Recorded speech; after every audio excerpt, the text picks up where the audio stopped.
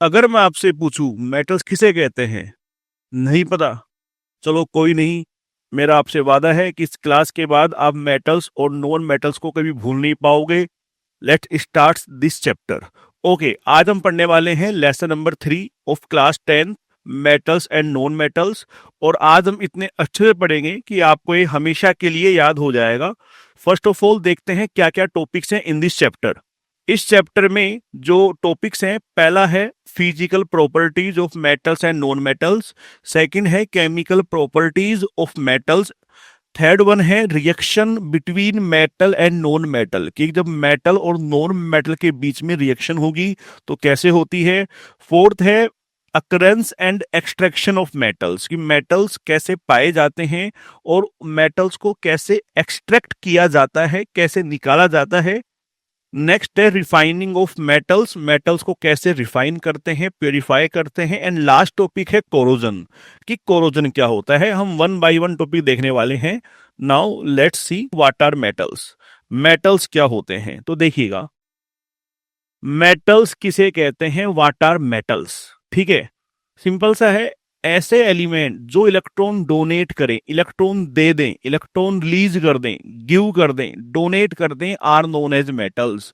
कि ये डोनेट और गिव इलेक्ट्रॉन्स, इलेक्ट्रॉन दे देते हैं और बनाते हैं कैटायन। फॉर एग्जाम्पल ये एक सोडियम है, दिख रहा है।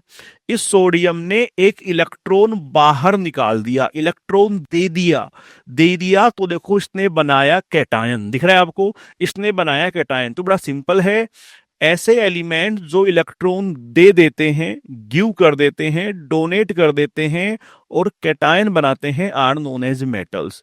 इसका जस्ट ऑपोजिट करें कि ऐसे एलिमेंट, देखो नॉन मेटल्स किसे कहते हैं, ऐसे एलिमेंट जो इलेक्ट्रॉन गेन करें, इलेक्ट्रॉन ले लेते हैं, जो इलेक्ट्रॉन गेन करें एंड फॉर्म्स एनायन, और एनायन बनाते हो, are known as non metals. For example कि मान लीजिए क्लोरीन है, इसने एक इलेक्ट्रॉन गेन किया, अपने में ऐड करवाया, तो देखो इसने बनाया एनायन। क्या बनाया, एनायन। तो सिंपल सा है, जो इलेक्ट्रॉन देते हैं वो मेटल्स, जो इलेक्ट्रॉन लेते हैं वो नॉन मेटल्स।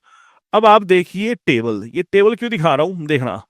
ये जो है boron, silicon, arsenic S, T tellurium and astatine 80, साथ में G germanium and S B antimony. These elements are metalloids. ये मेटेलोइड्स होते हैं, ये होते हैं मेटेलोइड्स। जो करते क्या हैं, ये हैं सभी हैं मेटल्स, ये सब हैं मेटल्स, ये सब हैं नॉन मेटल्स, ये सब हैं नॉन मेटल्स। तो मेटलोइड्स करते क्या हैं, मेटल्स को और नॉन मेटल्स को सेपरेट करने का काम करते हैं। दिस इज ए एलओसी, एक एलओसी की तरह है, ये एक बाउंड्री की तरह है जो कि सेपरेट करता है मेटल्स को नॉन मेटल्स। तो एक ध्यान रखें एक आइडिया के लिए कि पीरियोडिक टेबल के लेफ्ट में मेटल्स होते हैं और एक्सट्रीम राइट में, बिल्कुल राइट में होते हैं नॉन मेटल्स। क्लियर है। ओके, तो हम यहां देखते हैं मेटल्स क्या होते हैं, नॉन मेटल्स क्या होते हैं। अब आगे देखते हैं। अब हम पढ़ने वाले हैं इनकी physical properties. Okay, physical property simple सा है।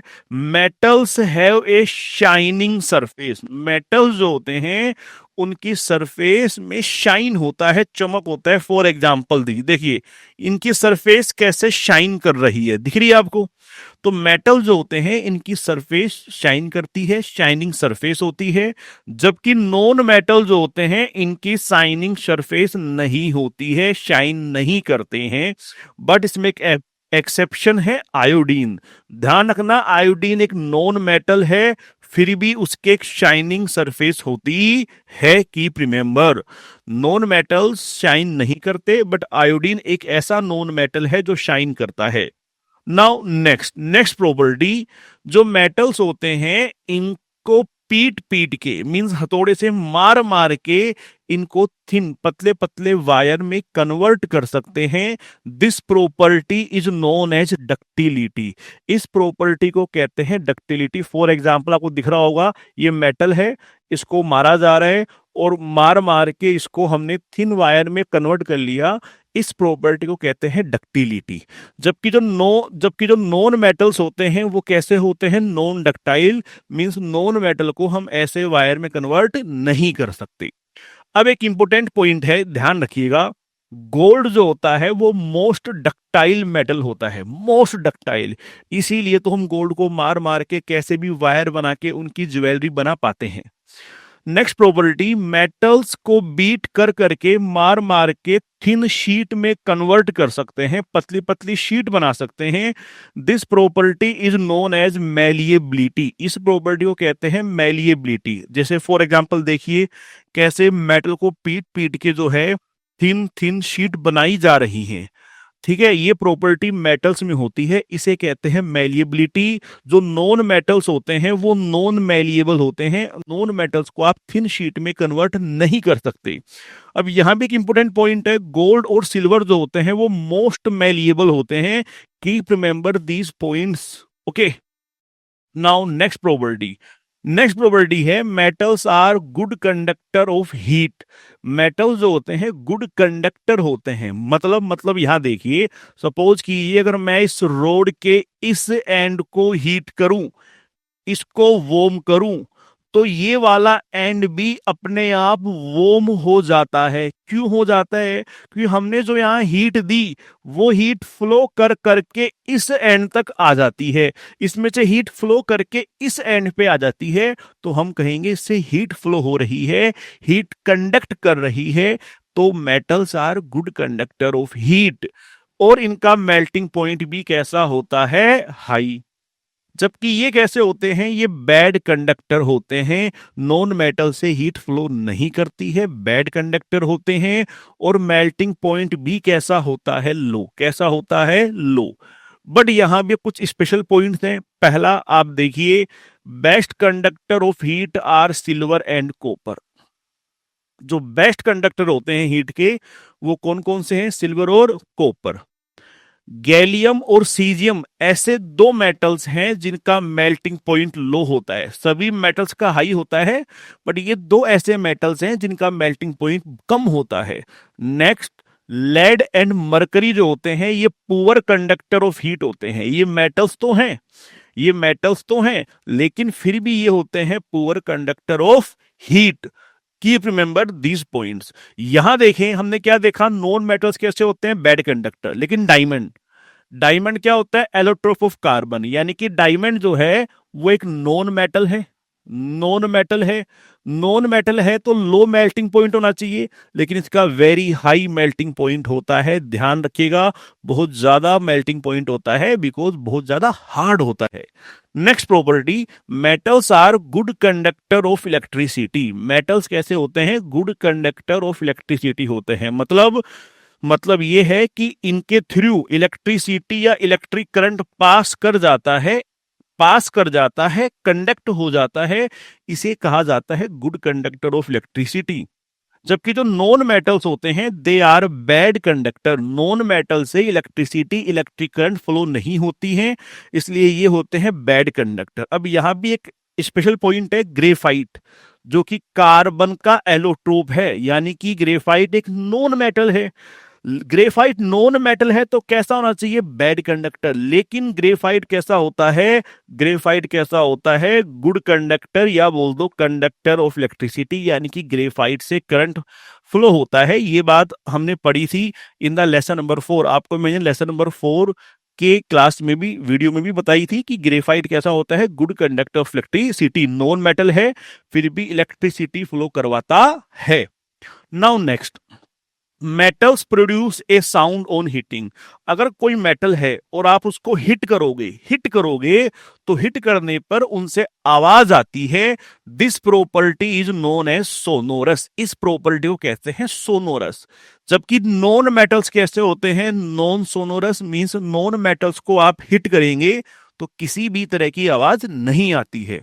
Next property, all metals are solid. ध्यान रखिएगा, ऑलमोस्ट सारे मेटल्स जो होते हैं उनकी स्टेट कैसी होती है, सॉलिड। एक एक्सेप्शन है मरकरी। मरकरी कैसा होता है? लिक्विड। मरकरी लिक्विड होता है। इसके अलावा all metals are solid at room temperature. उनकी स्टेट कैसी होती है? सॉलिड। जबकि जो नॉन मेटल्स हैं, क्या तो वो होंगे सॉलिड्स या वो होंगे गैसेज। नॉन मेटल्स क्या तो होते हैं सॉलिड्स या होते हैं गैसेज। यहां भी एक स्पेशल पॉइंट है, क्या? ब्रोमीन। ब्रोमीन जो होता है वो होता है liquid. Keep remember these factual points. इनसे क्वेश्चन आने के बहुत बहुत चांसेस हैं और पास्ट ईयर्स में आए हुए भी हैं। नेक्स्ट, मेटल्स कैसे होते हैं? Generally hard. जितने भी मेटल्स हैं सबके सब सॉलिड हैं, सबके सब सॉलिड हैं, इसलिए वो हार्ड होते हैं। और हार्डनेस जो होगी वो अलग अलग मेटल्स की अलग अलग होती है। नाउ नेक्स्ट पॉइंट, कुछ मेटल्स जैसे कि लिथियम, सोडियम, पोटेशियम, ये सॉफ्ट होते हैं। कुछ मेटल्स बहुत सॉफ्ट होते हैं, इतने सॉफ्ट कि they can cut with a knife. इन्हें एक चाकू से काट सकते हैं, इन्हें एक चाकू से काटा जा सकता है। और सॉफ्ट है इसीलिए डेंसिटी भी क्या होगी? लो। सॉफ्ट है इसीलिए डेंसिटी लो होगी और मेल्टिंग पॉइंट भी कैसा होगा? लो। तो देखा हमने अभी तक पढ़ा कि मेटल्स किसे कहते हैं? जो इलेक्ट्रॉन देते हैं। नॉन मेटल्स किसे कहते हैं? जो इलेक्ट्रॉन लेते हैं। और फिर हमने दोनों की फिजिकल प्रॉपर्टी पढ़ी with comparison, with difference. Okay, now next topic is chemical properties. देखिए अब जो टॉपिक आ रहा है, अब टॉपिक आता है केमिकल प्रॉपर्टीज। अब हम देखने वाले हैं केमिकल प्रॉपर्टीज। और अगर मैं आपको बताऊं तो केमिकल प्रॉपर्टी आने वाली है चार तरह की। केमिकल प्रॉपर्टीज पढ़ेंगे of metals, of metals. First आएगी विद एयर, फर्स्ट आएगी with air, second with water, third with acid और फोर्थ आएगी अदर्स मेटल सोल्ट। ये चार पढ़ने वाले हैं, काफी इंपोर्टेंट है, काफी क्वेश्चन आते हैं और काफी आने के चांसेस हैं। Now let's see the first property. First property, okay, first property है, फर्स्ट प्रॉपर्टी है metals are burn in air. क्या होता है जब मेटल्स को एयर में बर्न करते हैं? एयर में बर्न करते हैं, इसका मतलब है मेटल्स की रिएक्शन करवा रहे हो एयर के साथ, तो क्या होगा? तो देखिए एयर में क्या होती है? एयर में होती है ऑक्सीजन। ऑक्सीजन यानी कि O2। तो जब आप मेटल्स को एयर में बर्न करते हैं या ऑक्सीजन में बर्न करते हैं तो मेटल का ऑक्सीजन के साथ रिएक्शन होती है। मेटल रिएक्ट विद ऑक्सीजन, दोनों में रिएक्शन होगी। और देखना क्या होगा। तो जब मेटल को ऑक्सीजन में बर्न करते हैं तो दोनों में रिएक्शन होती है, दोनों ऐड हो जाते हैं और बनाते हैं मेटल ऑक्साइड या बनाते हैं ऑक्साइड, दोनों ऑक्साइड बना लेते हैं। फॉर एग्जाम्पल, एग्जाम्पल देखिए कि आपने कॉपर लिया, कॉपर को बर्न किया ऑक्सीजन में, कॉपर को बर्न किया ऑक्सीजन में, तो वो अपना ऑक्साइड बना लेगा CuO। क्या बना लेगा? CuO।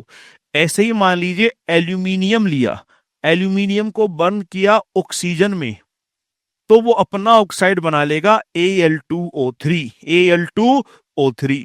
आपको मैं बताऊं ये कैसे बनेंगे कंपाउंड, तो एक आइडिया ले लो। मान लीजिए एल्यूमिनियम है, एल्यूमिनियम को आप बर्न या रिएक्ट करवा रहे हैं O2 के साथ, तो O2 में आपको लेना है O। 9th क्लास में पढ़ा है एल्यूमिनियम पे होता है +3 चार्ज, O पे होता है -2 चार्ज। आप इन चार्जेज को क्रॉस मल्टीप्लाई कर दो, करोगे तो Al के नीचे आएगा 2, O के नीचे आएगा 3, तो ये बन जाएगा Al2O3 ऑक्साइड। फिर बैलेंस कर देंगे। तो ध्यान रखिएगा कॉपर ऑक्सीजन के साथ बनाएगा CuO और एल्यूमिनियम ऑक्सीजन के साथ बनाएगा Al2O3, यानी कि ऑक्साइड बना लेंगे। अब कुछ पॉइंट्स हैं, देखिए कुछ पॉइंट्स क्या हैं। ऑक्साइड बन रहे हैं, क्या बन रहे हैं? ऑक्साइड। एक तो बनेंगे मेटल के, एक किसके बनेंगे? नॉन मेटल्स के।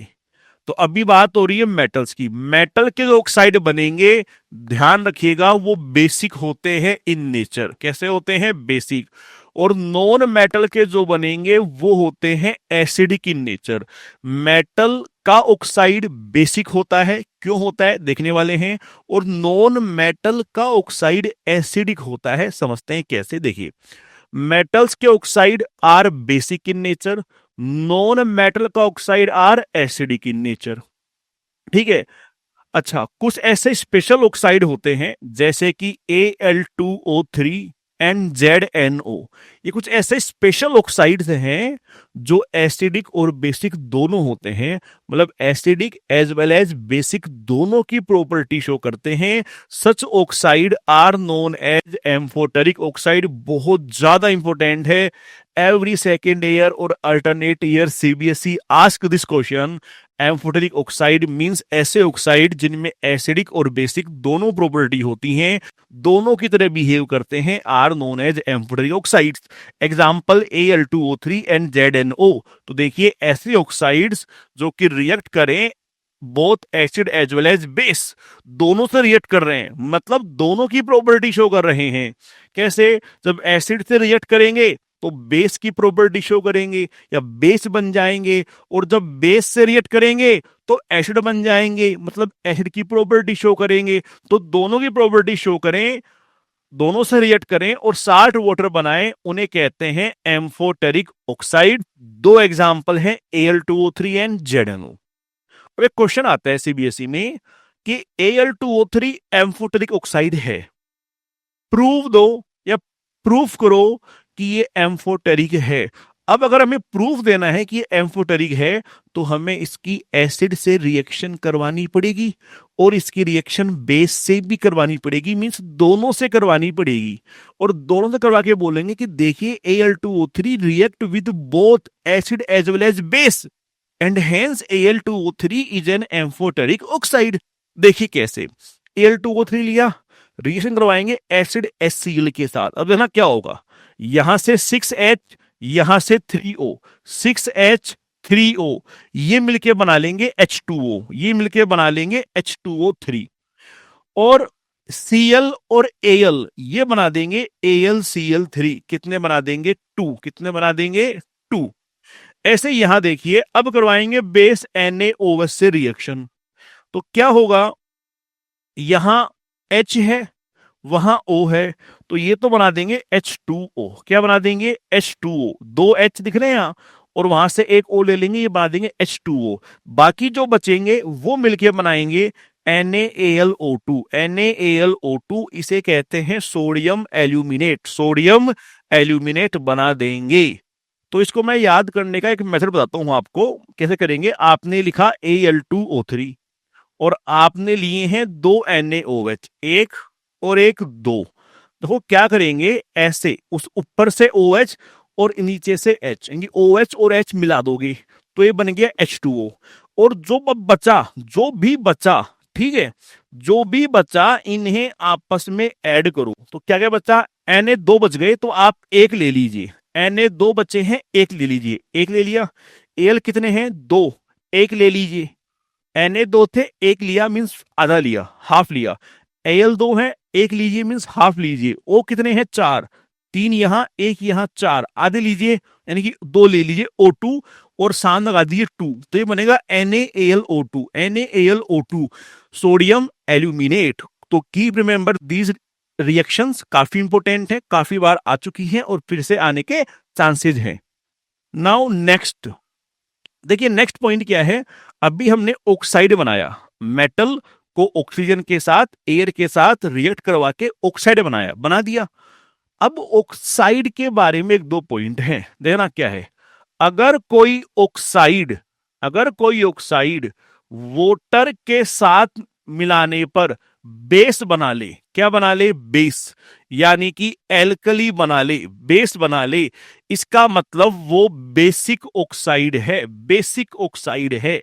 और अगर अगर ऑक्साइड वाटर में मिलाने पर, वाटर में ऐड करने पर एसिड बना दे, इसका मतलब वो ऑक्साइड कैसा है? एसिडिक ऑक्साइड है। क्लियर है। अब हमने हमने भी देखा था कि मेटल्स के ऑक्साइड बेसिक होते हैं। सुनो क्यों? क्योंकि होता क्या है, सोडियम का ऑक्साइड, पोटेशियम का ऑक्साइड जब वाटर में डिजोल्व करते हैं तो वो बनाते हैं एल्कली, यानी कि बनाते हैं बेस।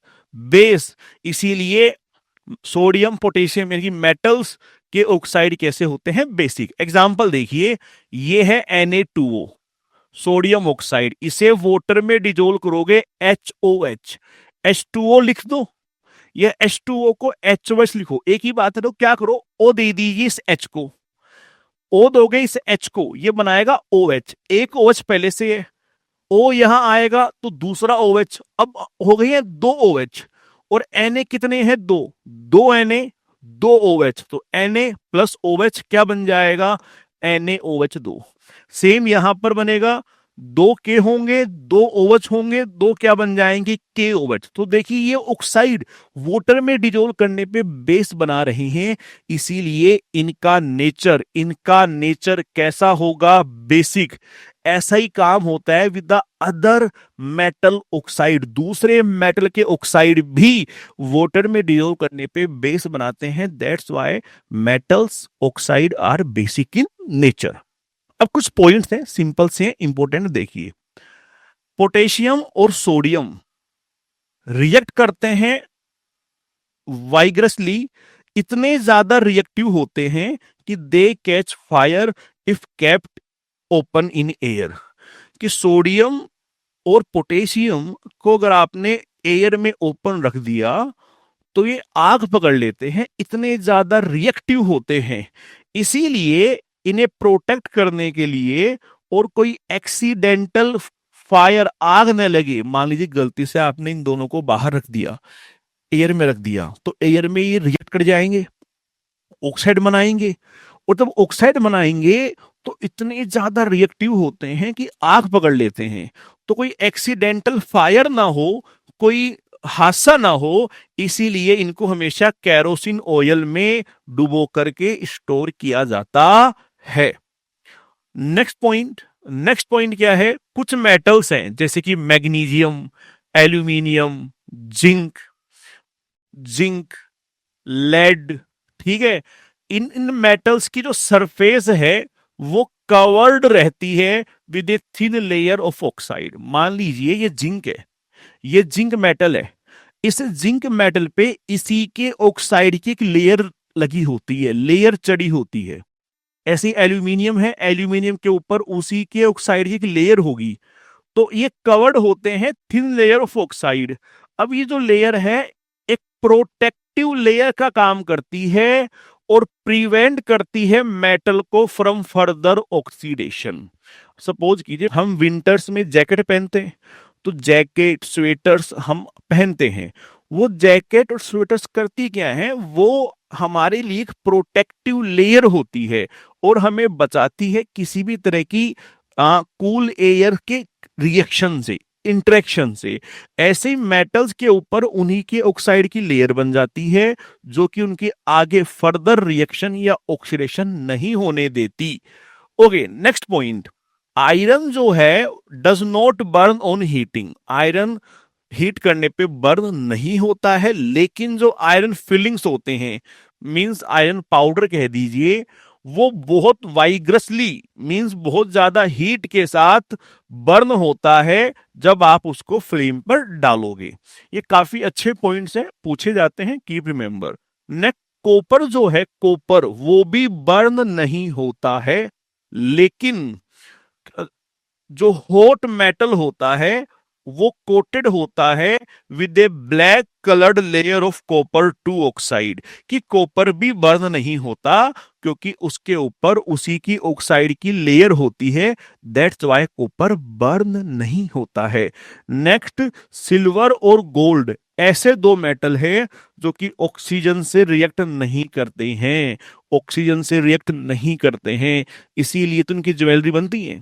नाउ सेकंड, अभी तक हमने देखा कि क्या होता है जब मेटल एयर से रिएक्ट करता है। एयर ऑक्साइड बनाएगा, बना लिया। जब ऑक्साइड बना लिया तो हम अब बात हमने की ऑक्साइड की, कि ऑक्साइड पानी में जाएगा तो बेस बनाएगा, बेस बनाएगा, इसलिए नेचर कैसा है, बेसिक।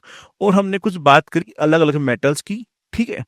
अब सेकंड आता है कि जब मेटल्स रिएक्ट करता है विद वाटर, कि मेटल जब वाटर से रिएक्ट करेगा तो क्या होगा। देखिए बड़ा सिंपल सा है कि जब मेटल वाटर से रिएक्ट करता है तो एक तो बनाता है मेटल ऑक्साइड, सो ये गलत लिखा हुआ है, वो बनाएगा मेटल हाइड्रोक्साइड। मेटल जब वाटर से रिएक्ट करता है तो वो बनाता है metal hydroxide plus hydrogen gas. अगर आपने किसी भी मेटल को वाटर में ऐड किया तो वो मेटल हाइड्रोक्साइड यानी कि बेस बना लेगा प्लस H2 गैस।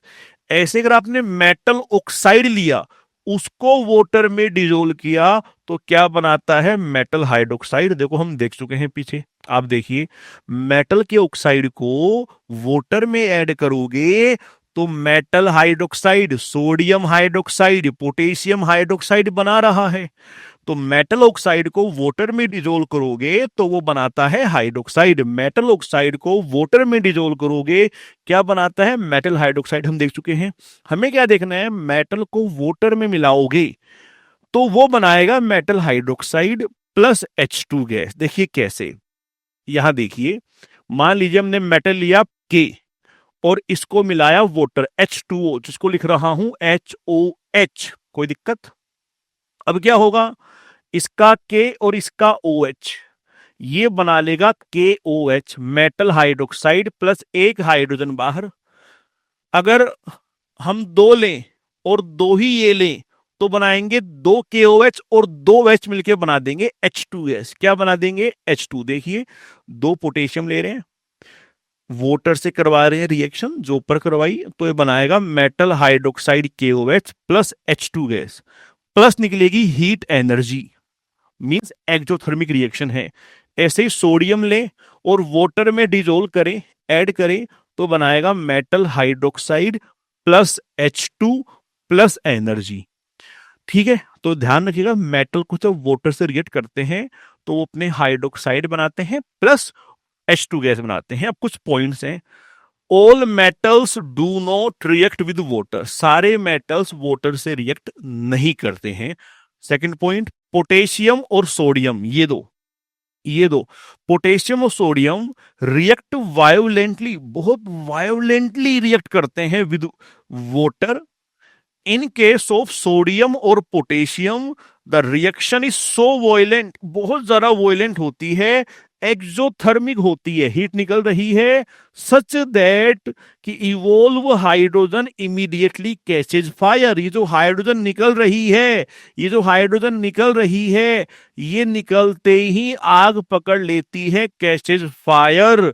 इतनी ज्यादा हीट निकलती है कि जैसे ही H2 गैस बनी, इट कैचेज फायर, आग पकड़ लेती है। इससे आप अंदाजा लगा सकते हैं कि दोनों कितने रिएक्टिव हैं और वाटर के साथ कितना वायोलेंटली रिएक्ट करते हैं। नेक्स्ट पॉइंट है, देखिए कैल्शियम और मैग्नीशियम, ये इंपॉर्टेंट पॉइंट है। कैल्शियम और मैग्नीशियम स्टार्ट्स फ्लोटिंग, जब कैल्शियम और मैग्नीशियम को वाटर में ऐड करते हैं या वाटर से रिएक्शन करवाते हैं तो ये दोनों फ्लोट करना, तैरना शुरू कर देते हैं। क्यों कर देते हैं, कि होता क्या है, जब रिएक्शन करवाते हैं तो यहां भी क्या बनेगी, हाइड्रोजन। हमने देखा कि हाइड्रोक्साइड बनेगा और हाइड्रोजन, जो हाइड्रोजन गैस बनती है ना, ये जो गैस बनती है ये उस कैल्शियम मैग्नीशियम के चिपक जाती है, उन मेटल्स के चिपक जाती है मेटल्स, और गैस फ्लोट करेगी तो ये मेटल्स भी फ्लोट करेंगे।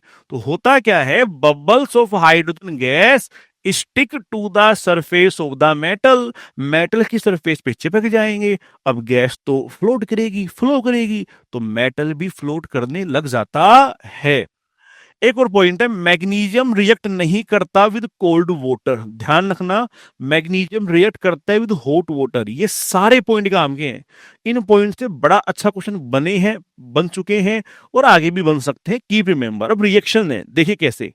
आपने कैल्शियम लिया, रिएक्शन करवाएंगे वाटर से, वाटर क्या होता है H2O, उसे लिखेंगे HOH। हम लेंगे 2 वोटर, मैंने देखो दोनों को लिखा अलग अलग, चाहता तो 2 से मल्टीप्लाई भी कर सकता था, है ना। क्या होगा, कैल्शियम और ये 2 OH, ये बना देंगे CaOH2, यानी कि कैल्शियम हाइड्रोक्साइड बना देंगे, कैल्शियम हाइड्रोक्साइड। और 2H बच गए, ये दोनों बना देंगे H2 गैस, H2 गैस बना देंगे।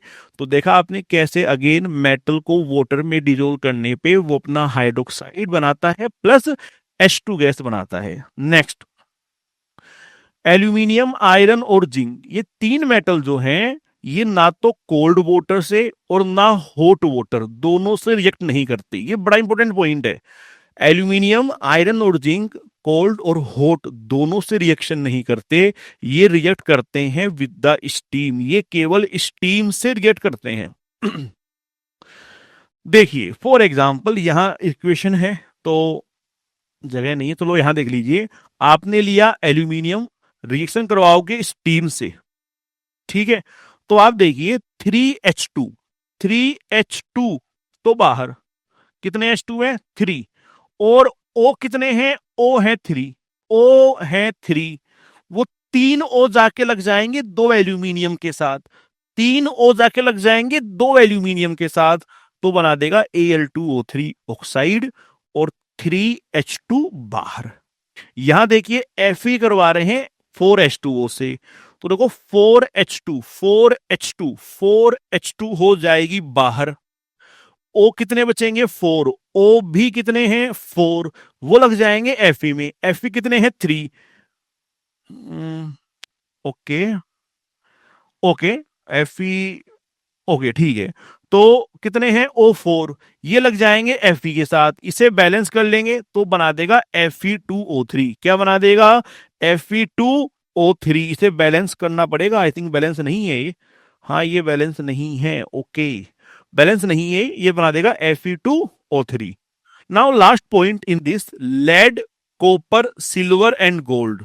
लेड, कॉपर, सिल्वर और गोल्ड ये वाटर से रिएक्ट नहीं करते, चाहे कोल्ड वाटर हो, चाहे हॉट वाटर हो, चाहे स्टीम हो, ये वाटर से रिएक्ट नहीं करते। वेरी इंपॉर्टेंट पॉइंट, ऐसे क्वेश्चन बोर्ड पूछ चुका है, फिर से आने के चांसेस हैं। नाउ नेक्स्ट, नेक्स्ट है थर्ड प्रॉपर्टी, मेटल्स एसिड के साथ रिएक्ट करेंगे तो क्या होगा। जब मेटल और एसिड को मिलाओगे तो क्या होगा, तो सिंपल से है, किसी भी मेटल को एसिड के साथ रिएक्ट करवाओगे तो वो बनाता है सोल्ट और हाइड्रोजन गैस। ध्यान रखिएगा, वो बनाएगा सोल्ट और हाइड्रोजन गैस। फॉर एग्जांपल मैंने मेटल लिया कैल्शियम, एसिड लिया H2SO4, तो पता है क्या होगा, कैल्शियम डिस्प्लेस करेगा हाइड्रोजन को, कैल्शियम यहां हाइड्रोजन वहां, तो ये बना देगा CaSO4, सोल्ट बन गया। और H2 उधर चली गई तो बन जाएगी हाइड्रोजन गैस। क्या बन जाएगी, हाइड्रोजन गैस। तो आपने क्या देखा कि मेटल को एसिड के साथ मिलाओगे तो सोल्ट बनाता है और बनाता है H2 गैस। अब कुछ एक पॉइंट है बड़े इंपॉर्टेंट, देखिए क्या, अगर आपने मेटल लिया और मेटल को आपने मिलाया HNO3 में, HNO3 डाइल्यूट एसिड में मिलाया, तो यहां सोल्ट तो बनेगा, यहां सोल्ट तो बनेगा, लेकिन हाइड्रोजन गैस H2 गैस नहीं निकलेगी, ध्यान रखना, नहीं ऑब्टेन नहीं होगी। सुनो क्यों, तो होता है क्या, hydrogen gas is not evolve, कब, जब मेटल रिएक्ट करता है नाइट्रिक एसिड के साथ, HNO3 के साथ। क्यों, सुनो होता है क्या है, HNO3 जो है एक बड़ा ही अच्छा ऑक्सीडाइजिंग एजेंट है, सुन लेना ध्यान से, HNO3 एक अच्छा ऑक्सीडाइजिंग एजेंट है, ऑक्सीडेशन करवाएगा, मींस एडिशन ऑफ ऑक्सीजन। तो जो H2 बनती है ना उसमें O ऐड कर देगा, एडिशन ऑफ ऑक्सीजन करवा देगा और बना देगा वाटर, और बना देगा वाटर। तो होता क्या है, HNO3 एक स्ट्रॉन्ग ऑक्सीडाइजिंग एजेंट है, ये ऑक्सीडाइज कर देगा H2 गैस को और क्या बना देगा, वाटर। और खुद क्या हो जाएगा, रिड्यूस, खुद जो है वो रिड्यूस हो जाएगा किसमें, नाइट्रोजन ऑक्साइड में, लाइक N2O में हो गया या NO में हो गया या NO2 में खुद रिड्यूस हो जाएगा और H2O बना देगा by from H2। Next point, magnesium यानी कि Mg और मैंगनीज यानी कि Mn, ये दोनों रिएक्ट करते हैं विद वेरी डाइल्यूट HNO3। ये दो मेटल ऐसे हैं जो वेरी डाइल्यूट HNO3 के साथ रिएक्ट करके H2 गैस रिलीज करते हैं। रिमेंबर दिस पॉइंट कि कौन से वो दो मेटल हैं जो HNO3 के साथ रिएक्ट करके H2 गैस बनाएंगे, Mg एंड Mn।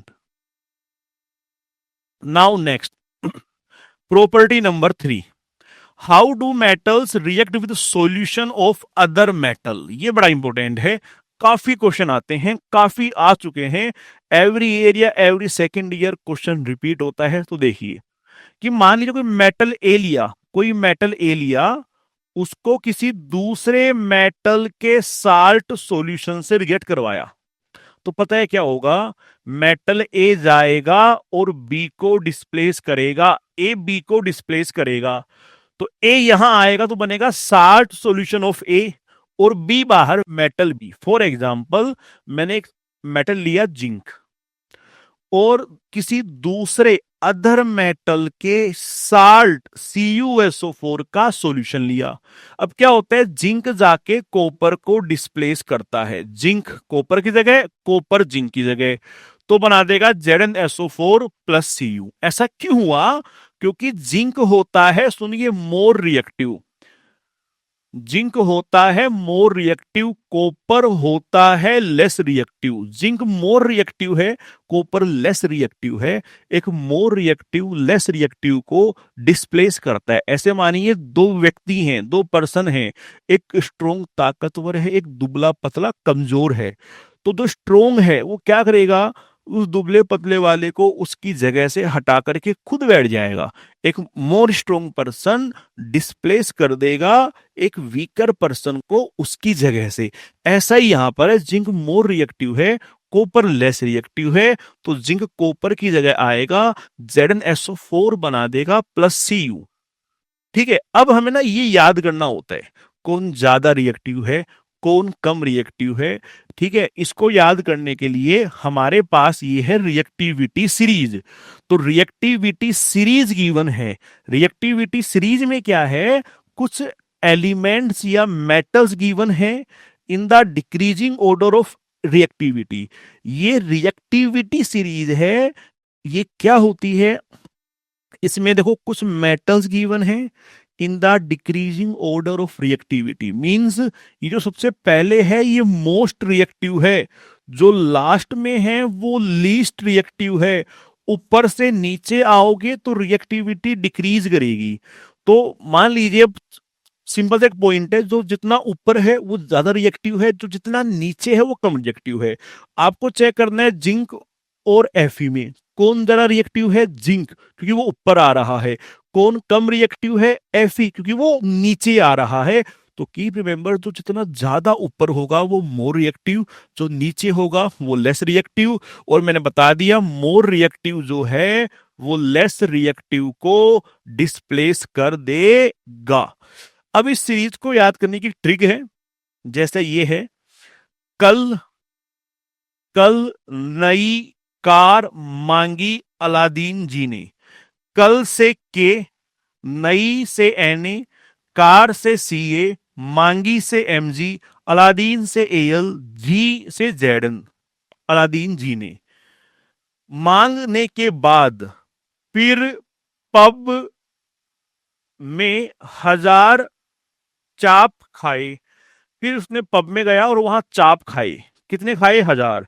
फिर से Fe, पब से Pb, 1000 से H, चाप के C से Cu, H से Hg, A से Ag, A से Au। अब देखो गोल्ड ना ज्यादा महंगा होता है तो वो नीचे है, भारी है। ज्यादा महंगा है तो वो ज्यादा नीचे है। सिल्वर उससे थोड़ा सस्ता होता है, थोड़ा ऊपर है। तो ध्यान रखिएगा, जो पहले ए है वो सिल्वर है, बाद वाला ए है जो Au है। तो ये इसकी याद करने की ट्रिक है, ये आपको याद रखनी है, बहुत ज्यादा इंपॉर्टेंट है कि कौन ऊपर है कौन नीचे है। कि जो ऊपर होगा वो मोर रिएक्टिव, जो नीचे होगा वो लेस रिएक्टिव। ऊपर वाले अपने से नीचे वाले को डिस्प्लेस कर देंगे, नीचे वाले अपने से ऊपर वाले को डिस्प्लेस नहीं कर सकते। That is clear, very good. Now next देखिए, काफी इंपॉर्टेंट है कि एक मेटल किसी नॉन मेटल से रिएक्ट करेगा तो क्या होगा। देखिए बड़ा इंपॉर्टेंट है, जब एक मेटल एक नॉन मेटल से रिएक्ट करेगा तो कीप रिमेंबर वो बनाते हैं आयोनिक बॉन्ड। क्या बनाते हैं? Ionic bond. वो आयोनिक बॉन्ड बनाते हैं। क्लियर है? तो देखिए होता क्या है, अब कौन बॉन्ड बनाएगा और कौन नहीं, समझिए।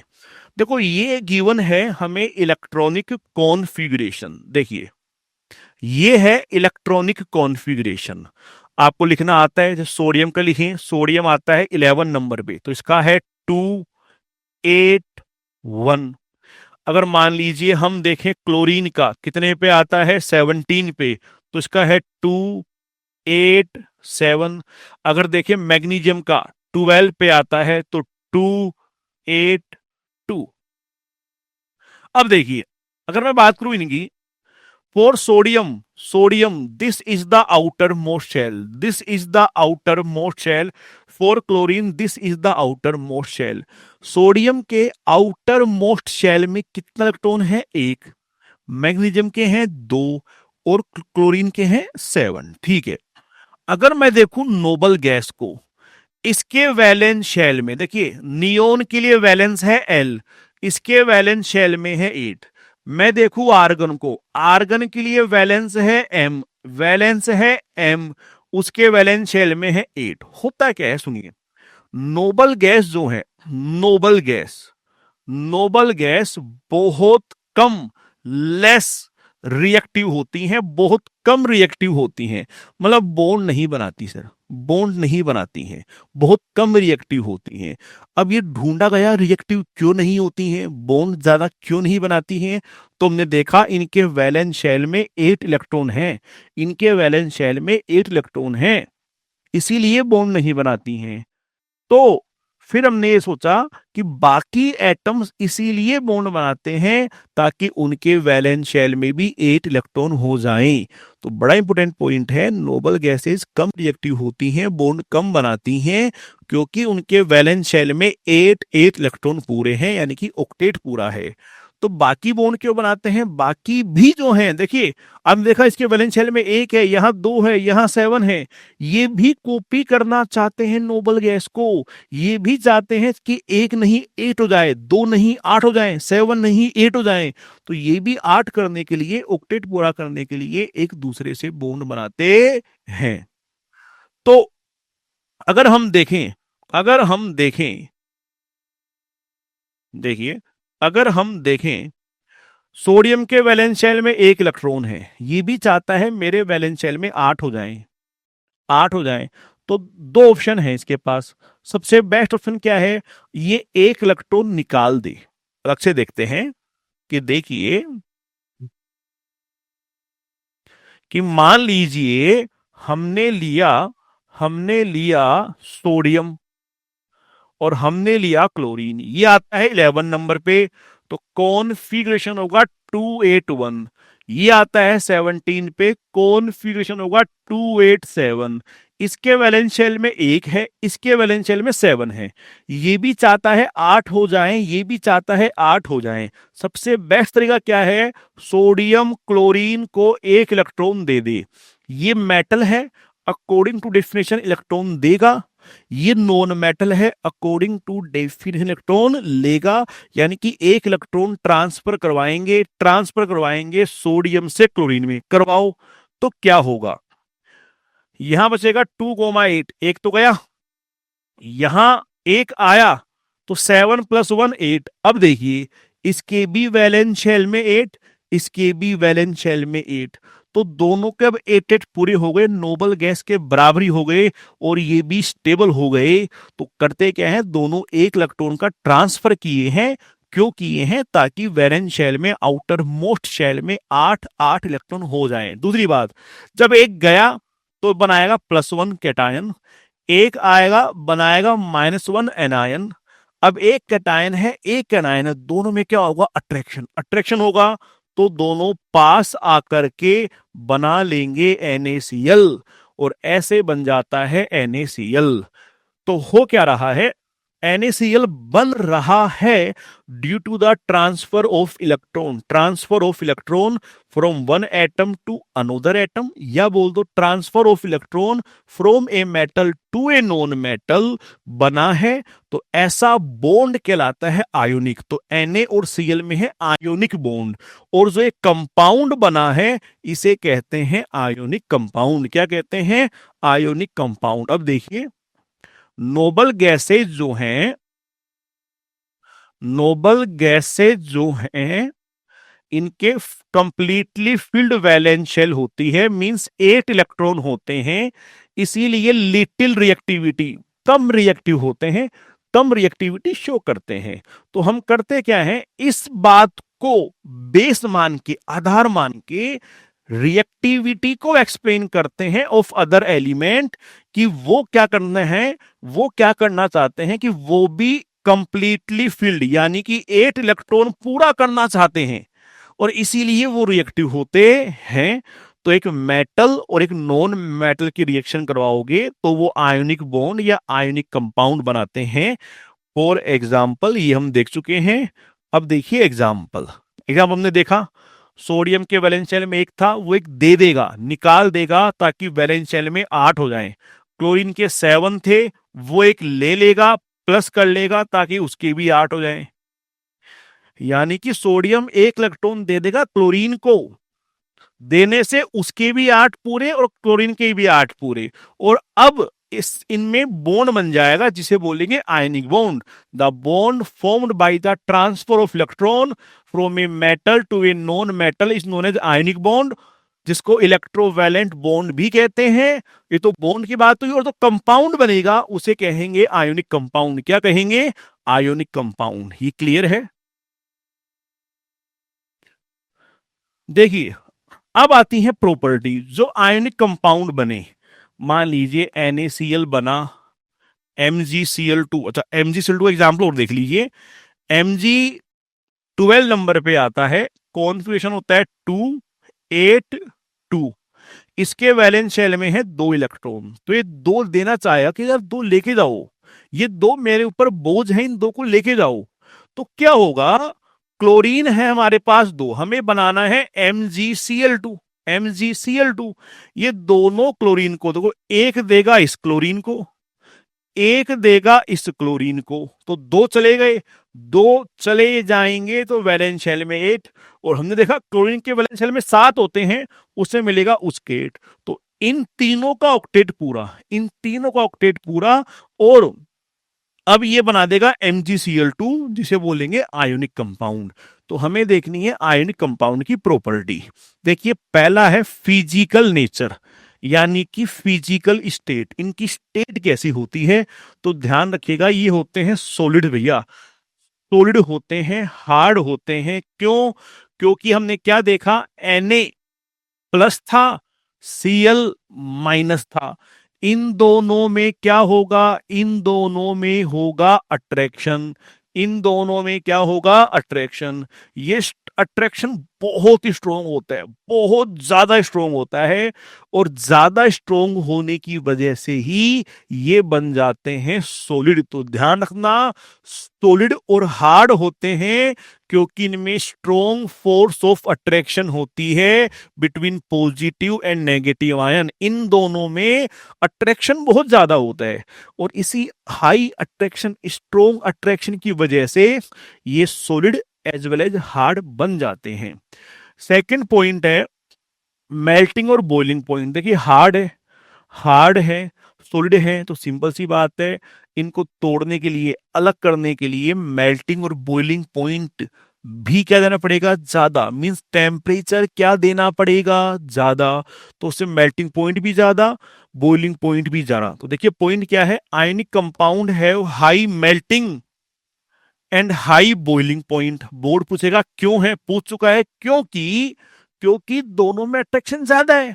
अब अट्रैक्शन ज्यादा है तो भैया ब्रेक करने के लिए, अलग अलग करने के लिए आपको एनर्जी टेम्परेचर कह दो या हीट कह दो, क्या देनी पड़ेगी? ज्यादा। अलग करने के लिए आपको एनर्जी या टेम्परेचर या हीट ज्यादा देनी पड़ेगी, जिससे कि इनका मेल्टिंग पॉइंट, बॉइलिंग पॉइंट ज्यादा हो जाएगा। तो क्या लिखा हुआ है? बिकॉज आपको considerable amount of energy, means high amount of energy require होगी to break strong attraction, strong force of attraction या स्ट्रोंग इंटर आयनिक अट्रैक्शन को तोड़ने के लिए ज्यादा हीट देनी पड़ेगी। दैट्स वाई मेल्टिंग और बॉइलिंग पॉइंट ज्यादा। Next, solubility. सिंपल सा पॉइंट है, ध्यान रखिएगा। आयोनिक कंपाउंड जो हैं वाटर में तो सोल्यूबल होते हैं, ये पूछा जा सकता है एमसीक्यू में, तो फैक्ट याद रखना, वाटर में सोल्यूबल होते हैं। क्यों होते हैं सबका रीजन है, बट आपके 10th में गिवन नहीं है, तुम फालतू में ज्यादा एक्सप्लेन करके क्लास को एक्सटेंड नहीं करेंगे। तो वाटर में तो सोल्यूबल होते हैं, जबकि कैरोसिन और पेट्रोल में कैसे होते हैं? इनसोल्यूबल। अब ये पूछ सकता है एक्सचेंज करके कि आयोनिक कंपाउंड इन दोनों में सोल्यूबल होते हैं और वाटर में इनसोल्यूबल होता है, तो दोनों के हो जाएंगे रोंग। नेक्स्ट प्रॉपर्टी देखिए, कंडक्शन ऑफ इलेक्ट्रिसिटी। बड़ा ही अच्छा पॉइंट है। जो आयोनिक कंपाउंड होते हैं, आयोनिक कंपाउंड, ध्यान रखना, इस आयोनिक कंपाउंड की मैं ले रहा हूं तीन स्टेट, तीन स्टेट ले रहा हूं। देखिए तीन कौन कौन सी। एक तो ले रहा हूं मोल्टन या बोल दो मेल्ट, कि जब हम उनको पिघला दें, हम उनको पिघला दें, कढ़ाई में डाला, हीट दी, वो पिघल गए, मोल्टन या मेल्ट।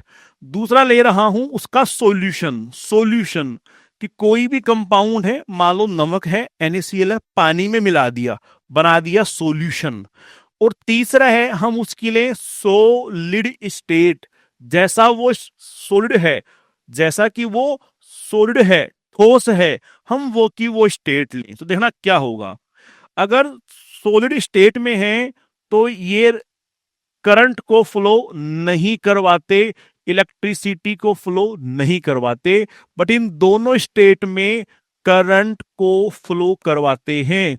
बोर्ड ये पूछ चुका है और पूछ सकता है कि ionic compound does not flow electricity in solid state, but in molten और सॉल्यूशन स्टेट में दे फ्लो इलेक्ट्रिसिटी। वाई? अब ये होता क्या है, इलेक्ट्रिसिटी जो फ्लो होती है ना, वो होती है ड्यू टू आयंस। देखो आयोनिक कंपाउंड किन से बने हैं? आयन से। आयोनिक कंपाउंड आयन से बने हैं, तो होता क्या है, जब ये आयंस फ्लो करते हैं, आयंस फ्लो करते हैं, फ्लो करते हैं, फ्लो करते हैं, तो इनके फ्लो करने से करंट फ्लो होता है, करंट बनता है। अब आयन फ्लो कब करते हैं? In solid state, solid state में आयन अपनी जगह पे जमे होते हैं। In the solid state ion अपनी जगह पे जमे होते हैं, हिल नहीं सकते। जब हिल नहीं सकते तो फ्लो नहीं कर पाएंगे, फ्लो नहीं कर पाएंगे तो करंट नहीं आएगा। बट मोल्टन यानी कि लिक्विड या सॉल्यूशन, लिक्विड, लिक्विड जानते हो, लिक्विड फ्लो करता है। तो होता क्या है, सॉल्यूशन फॉर्म में या मोल्टन फॉर्म में आयन फ्री होते हैं, बंधे हुए नहीं होते, आयन इजीली मूव कर सकते हैं, आगे पीछे मूव कर सकते हैं। तो होता क्या है, सॉल्यूशन में और मोल्टन फॉर्म में ions are free to move, ion move करेंगे, और मूव करेंगे तो इलेक्ट्रिसिटी और करंट जनरेट होगा। नाउ सी क्या लिखा है कि आयोनिक कंपाउंड का जो सॉल्यूशन होता है उसमें होते हैं आयन। देखिए क्या लिख रहा है कि आयोनिक कंपाउंड के सॉल्यूशन में आयंस होते हैं। सॉल्यूशन जो होगा कंटेन आयंस, जो कि मूव करेंगे ओपोजिटली इलेक्ट्रोड पर, एंड हेंस इलेक्ट्रिसिटी पास होगी। फिर क्या लिखा है, ionic compound in the solid state do not conduct electricity, current pass नहीं करवाएंगे। क्यों? कि आयंस जो होते हैं वो मूव नहीं करते due to rigid structure, structure ही ऐसी है कि वो बंध जाते हैं, वो मूव नहीं कर पाते, movement of ion is not possible. Last, ionic compound जो है conduct electricity in the molten state, molten means melt state. क्यों? कि मोल्टन स्टेट में होता क्या है, मान लो NaCl है, ये NaCl है, दोनों में अट्रैक्शन है, आप इसको दे रहे हो हीट, आप इसको दे रहे हो हीट, पिघलाने के लिए। वो हीट क्या करेगी, वो हीट जो है इनके बीच के अट्रैक्शन को कम करेगी। हीट इनके बीच के अट्रैक्शन को कम करेगी, इन्हें दूर दूर करेगी। तो होता क्या है कि इलेक्ट्रोस्टैटिक अट्रैक्शन मींस जो अट्रैक्शन था बिटवीन द पॉजिटिव आयन वो कम हो जाता है ड्यू टू द हीट। दोनों को हीट दे रहे हो तो उनके बीच का अट्रैक्शन कम हो जाएगा और वो अलग अलग हो जाएंगे, and hence ion move freely. अलग अलग हो गए तो वो मूव करेंगे तो इलेक्ट्रिसिटी कंडक्ट करेंगे। क्लियर है? ओके। तो ये था हमारा फर्स्ट वीडियो। आई होप आपको ये बहुत अच्छे से क्लियर हुआ होगा, आपके कंसेप्ट क्लियर हुए होंगे।